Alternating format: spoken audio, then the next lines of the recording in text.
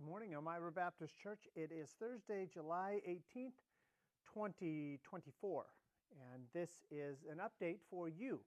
1 Corinthians 16:13 says, "Watch ye, stand fast in the faith, quit you like men, be strong." Our quote of the day comes from Charles Spurgeon, and this is what he had to say. If you are much alone with Jesus, you will catch his spirit. You will be fired with the flame that burned in his breast and consumed his life. You will weep with the tears that fell upon Jerusalem when he saw it perishing. And if you cannot speak so eloquently as he did, yet shall there be about what you say somewhat of the same power which in him thrilled the hearts and awoke the consciences of men. End quote. But let me read to you that first piece again. If you are much alone with Jesus, you will catch his spirit. Are we spending much time with Jesus? Are we catching his spirit?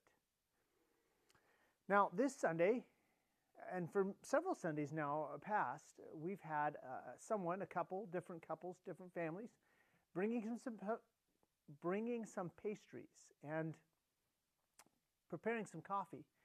And there's a group of folks that are meeting over in the ministry room. Usually that's set up by about 9:35, and we spend about 10 or 15 minutes fellowshipping there, and then we break up about 9:50 to go to our classes. But think of Sunday school as starting at 9:45, and there'll be classes for our children, classes for our teens, classes for adults this coming Sunday, and you want to be there. But if you'd like a little bit of fellowship, go ahead and come early and hang out in the ministry room, grab yourself a pastry, grab yourself a coffee, and enjoy time with each other. At 11 o'clock, we'll also meet to worship. Worshiping is the centerpiece of what we're doing at that 11 o'clock service. We worship God by singing his word. We worship God by praying his word. We worship God by reading his word. And we worship God by hearing his word preached. So join us at 11 o'clock. My sermon comes from Matthew chapter 25, verses 14 through 30. And you can read that ahead of time, Matthew 25, 14 through 30. You'll find there the parable of the talents. The parable of the talents. And then we'll meet again at 5 o'clock in the evening for another opportunity to worship. And that time we're going to go verse by verse through Psalm 90, which is a prayer of Moses. So Psalm 90, a prayer of Moses. I want you to see the interplay in Psalm 90 between who God is and who man is. And you may wonder, why do we meet twice on a Sunday? Well, that verse that tells us to assemble, not forsake the assembling of ourselves together, says, and so much the more as you see the day approaching. If you believe, as I do, that Jesus is coming soon, then we want to meet more often, not less. But there's a second reason, and that is often on Sunday morning, as it should be, we have folks in the nursery taking care of our littlest children. We have folks helping with our children's church and our junior church. We have ushers that are in and out. And Sunday night's more of a family opportunity. We're a family here. Elmira Baptist Church is a family, and it's a family opportunity to gather. There's only one other spot people can be on Sunday night, and that is in the nursery. So we have our children with us, we have our teens with us, and it's a unique opportunity in the church's ministry for all of us to be together. So I encourage you to come on out for Sunday night as well, 5 o'clock. Here are some upcoming events. Monday through Saturday of next week is Wolf Mountain Camp. We have 17 campers headed up there and an adult to be with them July 22nd through July 27th. Please be much in prayer for these young people, that God will work in their hearts, not just during camp week, and then that was exciting, and let's go again and do it next year, but would prepare them for the next 51 weeks of the year and really have life-changing impact. I'm one whose life was changed at camp, and so I'm a big supporter of it. Pray for salvations, pray for dedications at camp this year. Sunday, July 28th is our next food and fellowship time. Our theme, it's too hot to cook.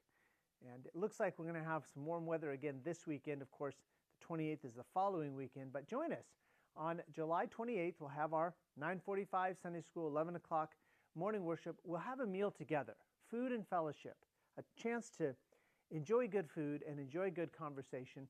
And then we'll follow that with a praise and testimony time. Again, we missed the praise and testimony time in June. We had Brother Hatfield with us, so I'm looking forward to this one. You write down your answers to prayer. Please remember testimonies of God's goodness and share them with us.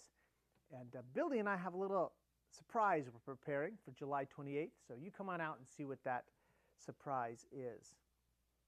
Sunday, August 4th, after morning worship, we will be observing the Lord's Supper. And then on Sunday evening, August 4th, after evening worship, we'll have our quarterly business meeting for Elmira Baptist Church. So those are important dates. Morning, after morning worship, Lord's Supper. After evening worship, our quarterly business meeting. Both of those are very important for members to be at. And then we've got a work day scheduled for Saturday, August 17th. This would be men and women. We could use folks that are dressed ready to paint. There's some painting to be done and clean up and work on the outside and plants to be planted, all kinds of neat things. So that's Saturday, August 17th. We're going to begin at 8 o'clock in the morning, get a little bit earlier start, try to beat some of the heat, and plan to go till about noon. There should be a lunch provided, and then we'll head home for the day. That's Saturday, August 17th. Two other things, not quite events, but things I want to bring to your attention. Ladies, we are getting together a Group Me system for getting our prayer requests out. There are things that come up suddenly. We want people to be praying right away, and we are preparing this Group Me system. So we need you to sign up, give us your name, give us your phone number, and you can expect here in a few weeks, not very long, that you'll be sent an invitation for that. You don't need to come find us. We will come find you, and that's why we need your name and your phone number on that sign-up sheet. That sign-up sheet is in the foyer right now as we speak, but you're not here today. That's okay. Sunday, while you're here, make sure that you get signed up for that. And men, we will try to do something similar. We are a little bit behind the ladies here in this matter, but we are planning to do something similar soon. Second, I'm gauging the interest in a class about missions history, what's happened in the past, and also current issues in missions. And if you're interested in that, this would be a class that met once a week. Still haven't decided the evening yet. There's some room for discussion there. Meet once a week for an hour and a half. Unfortunately, we won't be able to have a nursery. Last night, someone suggested they could host it in their home, and maybe we could even move from home to home. That's fine, but meeting once a week, hour and a half. There would be a book. I have 11 copies of this. I actually have 12, but one's for me. Of this book. You could get your own copy if you wanted, or I will loan you this one for the time that we use it. There's some great history here, some stories of missionaries in times past, some things that worked well, and some things that really went off the rails. And we'll look at all of that. Not every chapter. There's a few chapters we'll skip over, but that book, From Jerusalem to Irian Jaya, and make sure you get the hardcover second edition. The first edition is not the edition we'll be using, so second edition of that if you are getting your own copy, but I'll have some copies to pass out to loan to you. I need you to sign up and let me know which night of the week might work for you, and then we'll make some plans going forward. Not intended to be onerous. There's no quizzes, no tests. You're not going to get credit for it, but we will be serious in our study of what's happened in the past in missions and some current issues, such as contextualization and syncretism. What is that? And translation, and support people who work in missions, how their contribution is important as well. So if you are interested, please sign up. If there's no interest, I don't need to teach a class for ego's sake. I really don't. That's not the point. But if there is interest, then it will be valuable to our church. And that's open to anyone high school and up. So if you're a high schooler and God may be calling you to missions, this would be a great way, little book club, go through this book and get some idea of what's been done in the past and where we're headed into our future. Some more news about our project today. Yesterday, the men were in there texturing the walls. And I have a report that the texture is finished. I have not looked at it myself, but that's the report that the texture is finished. You keep praying for the money to come in that's needed to get into this new building and begin using it. The next thing is some paint and then hanging the door frames and the doors. That's coming up really, really, really soon. Now, I can't imagine that anyone listening to this update is unaware of the attempt on our ex-President Trump's life this past week. It's always a scary thing. It's always an unsettling thing when someone is shooting at a presidential candidate. As I was just thinking through my U.S. history, the last time that we had a shooter attempt, in this case successfully, to kill a presidential candidate was 1968. Now, yes, somebody shot at President Reagan in 1981, but he was already president by that time. 1968, that's a long time ago. So it is always unsettling. It's always unnerving when someone takes aim at a president or a previous president or a presidential candidate. And we can be thankful that God's providence has spared ex-President Trump. We call him President Trump as an honorific. And that would be true, too, for President Biden if someone were to put his life in danger. But some of you may have noticed that on Sunday, we mentioned it on Sunday night, didn't make a big deal of it on Sundays. And I wanted to explain a little bit of my reasoning, my rationale, because I know you're interested. And the reason that we did not do that is because Sundays are the day we've set aside to worship. And we can be grateful, again, for God's providence. On Sundays when we meet, I want our focus to be Jesus Christ, the God who created all things. That's what I want our focus to be. And so I never want the current events to wash away, flood our thinking so that all of a sudden on Sunday, instead of worshiping God, we're talking about the news. Now, where the news magnifies God, where it exalts Him, where it glorifies Him, we certainly want to bring that to our attention, certainly want to praise Him for that. But we're not, at Elmira Baptist Church, we're not the party of the elephant, and we're not the party of the donkey. We are the party of the Lion of Judah. That's our loyalty. In fact, as I was thinking through this, just wanted to express to you that my first loyalty, of course, is to God. And then secondly, to my family, my wife, the children that God's called me to, and then the church. And Elmira Baptist Church is a huge part of my life. And I don't see that these two duties, these three duties conflict. My loyalty to God, family, and church all come together. They all point in the same direction. And then only after that is my loyalty to politics and to politicians somewhere down the line. So on Sundays, expect that when you come, the focus will be on God, who He is, and how good He's been to us. And yes, there may be the current event from time to time that weaves its way in there because we see God's hand and we're grateful for it, because we're asking God to work in our nation, and we did that Sunday night. But come on Sundays expecting to worship. As we get to our prayer requests, I hope that you will pray for our nation. We certainly need God's protection and His providence. We need God's leadership. We need Americans, the ones who vote in elections, and Americans, the ones who are running for office, to look to God for their direction. The problems in our country stem from abandoning God and abandoning His Word and no longer honoring Him. But that can be changed, individual by individual in our nation. So we need to pray for that revival of interest in who God is and what He's doing in our lives. Secondly, pray for the children, the teens that are headed to camp this coming Monday. It's an exciting time for them. Many of them have looked forward to it all year long, and I certainly look forward to hearing good reports as they come back. And then pray for Larry. He fell and damaged his shoulder, broke his shoulder was the way it was described to me. I know he's in an incredible amount of pain. And the doctors did not want to do surgery, so they have immobilized his arm so that his shoulder can heal. But I'm sure he's in a lot of pain. And because he's in a lot of pain, and a shoulder injury like that's always going to make it hard to sleep. So please be praying for him.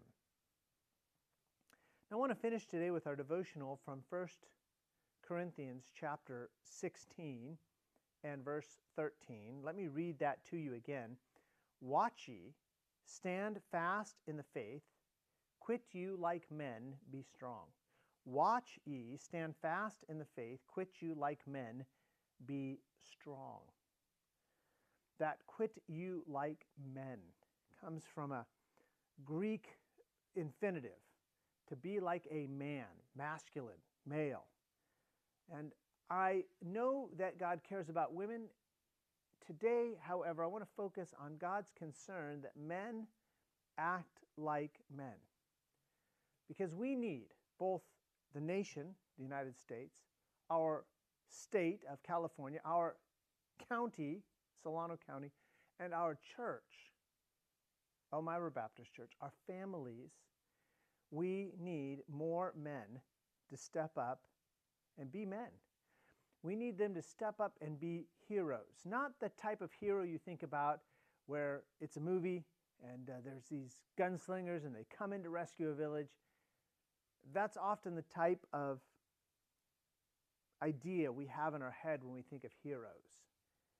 Rootless, just wandering about, protecting the vulnerable from those that would misuse power. And we need heroes like that. But we need heroes who stay with their families. We need heroes who provide for their wives and their children. We need heroes who will teach their sons and other people's sons to be men. That's the type of heroes today.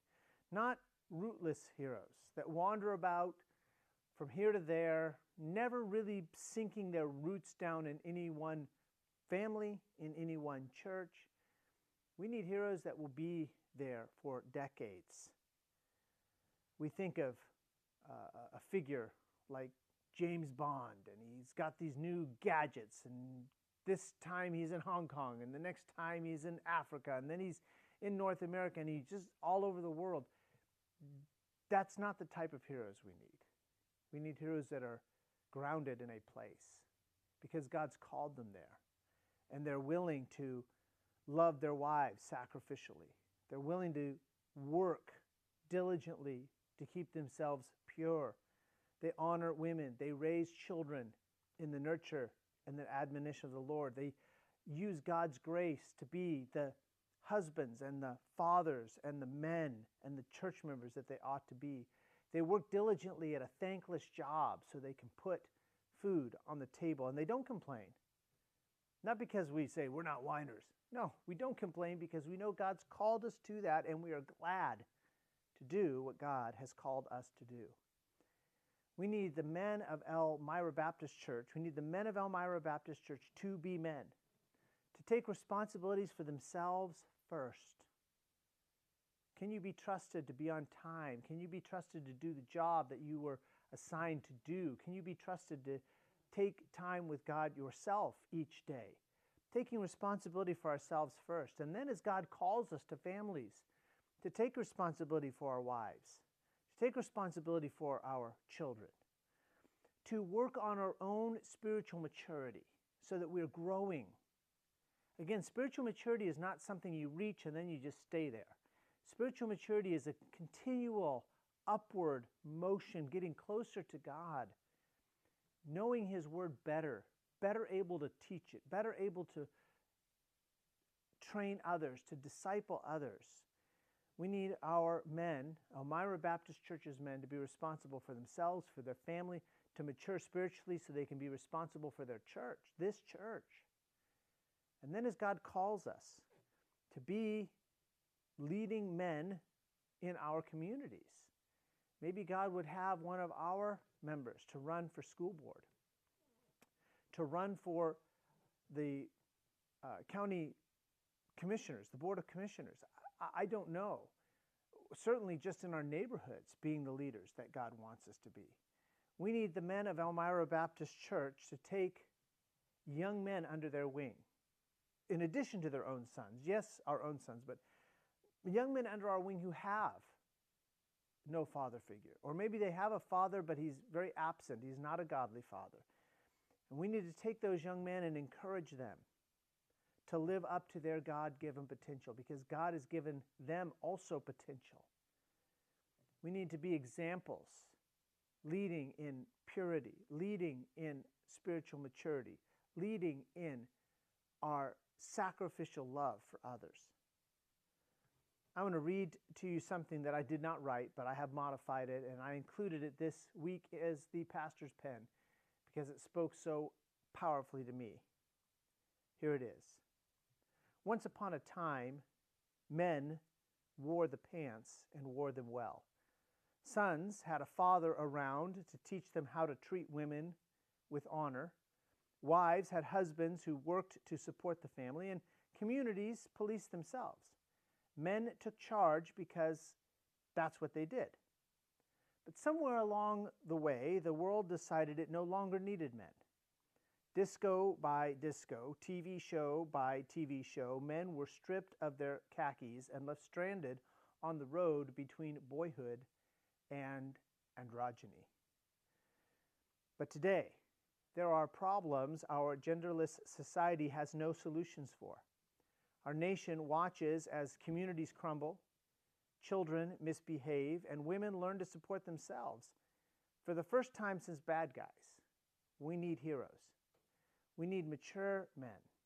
We need men to come out of their man caves, step away from the video games, and untie the world from the railroad tracks of complacency. It's time to grow up. It's time to answer the call of manhood. It's time to wear the pants. This verse here that we read, watch ye, stand fast in the faith, quit you like men, be strong. It's God calling us to act like men. Number one, to pay attention. Watch ye, pay attention. What's going on around you? Yes, but what's going on in your own heart? Pay attention. Where is my hatred for sin waning? I'm accepting little evil in my heart, thinking that a little leaven won't leaven the whole loaf. I've got to pay attention to my own heart. I've got to pay attention to the people around me. Pay attention to be firm in our faith, to know what we believe, and to know that God does reward the righteous and He does judge the wicked. To be strong, to be holy and healthy, to be full of grace and full of peace, God's grace and God's peace. Are we living up to that call? Are we acting like men? One of the ways you can grow in your manliness is by joining us this Sunday. We're going to meet 9:45 for Sunday school, 11 o'clock for morning worship, and then again at 5 o'clock for worship. Be a man. Be there.